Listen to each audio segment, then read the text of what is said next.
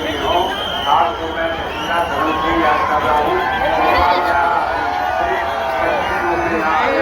यहाँ पर यदि आ नहीं आ पा रहे हो तो आप जो गंगा बनी हुई बात उसके पास खड़े हो, हम वहीं पर आपको ले लेंगे। साथी हमारे साथी कदम साथी आपको तो आपको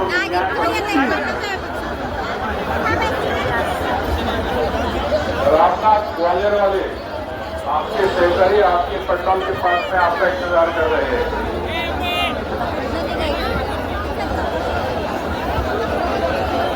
हॅलो, सचिन नाईक जिथे कुठे असतील त्यांनी या पेंडोलापाशी स्तंभापाशी साईडला जे पेंडो लागला आहे मीडियावाल्यांचा तिथे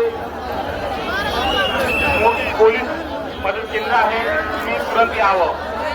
हे आपल्या चीनचे आपला मुलगा घेऊन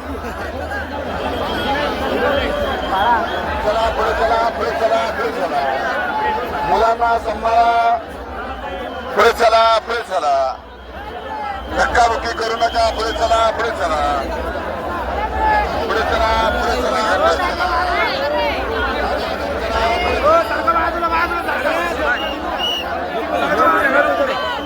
सचिन नाईक जिथं कुठं असतील, सचिन नाईक जिथं कुठं असतील, तुमच्या पत्नी या पोलीस मदत केंद्र इथे तुमची वाट बघत आहेत. यायचंय तुम्ही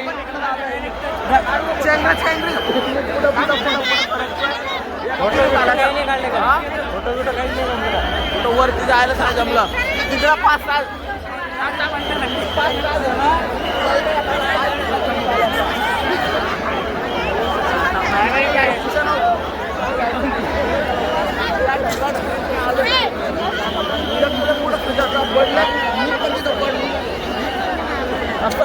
गेला पण तिथं पडलो आम्ही सगळे. तिथे एखादा पाय तुटला पोलीस आल्याचा आणि मग ते विवेक सुजात भाईच्या गोळक्यात एक काय कोण गेला सुजात भाऊ. मी त्याच गोळक्यात होतो. पडले सगळे दोरीत घुसून.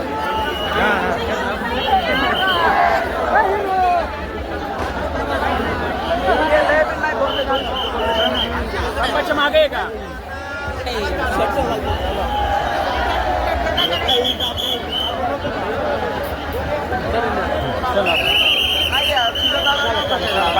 यायचं गेलता आता अध्यक्षाचं.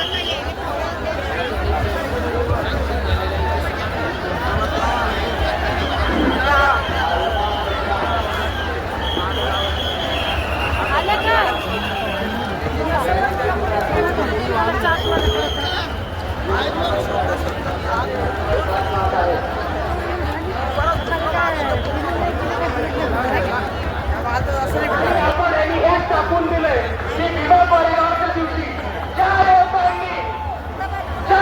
नेत्यांनी इकडे पेशवाई माती काढण्याचं काम केलं होतं त्यांना आम्ही विसरलेलो नाही आहोत मित्रांनो. आणि दुसऱ्या बाजूला ज्या 500 शूरवीरांनी इकडच्या व्यवस्थेच्या विरुद्ध, इकडच्या परिस्थितीच्या विरुद्ध आणि इकडच्या पेशवाईच्या विरुद्ध बंद उतरण्याचं काम केलं होतं त्यांना आपण अभिवादन करायला येतो.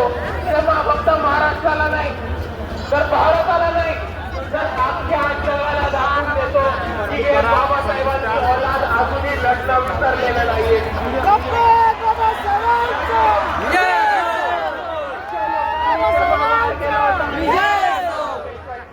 आणि आजही आपल्या सर्वांना दाखवून द्यायचंय की समोर किती मोठी परिस्थिती असेल, किती मोठी ताकद असेल तरी आज जरी 500 लोक बाबासाहेबांच्या अनुयायी जमले तर समोर त्याला कापल्याशिवाय राहणार नाही.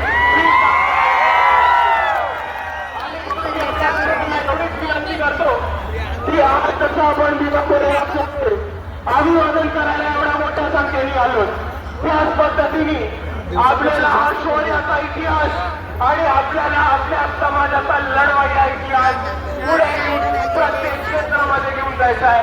आणि भीमा कोरेगावच्या शौर्याचा आपण तेव्हाच अभिवादन करू जेव्हा आपण त्यांच्या पद्धतीने त्यांच्यासारखे पाठी ठोकपणे लढणार. एवढं म्हणून मी माझे 2 शब्द थांबवतो. आपल्या सर्वांना एकदा पुन्हा एकदा जय भीम, जय संविधान.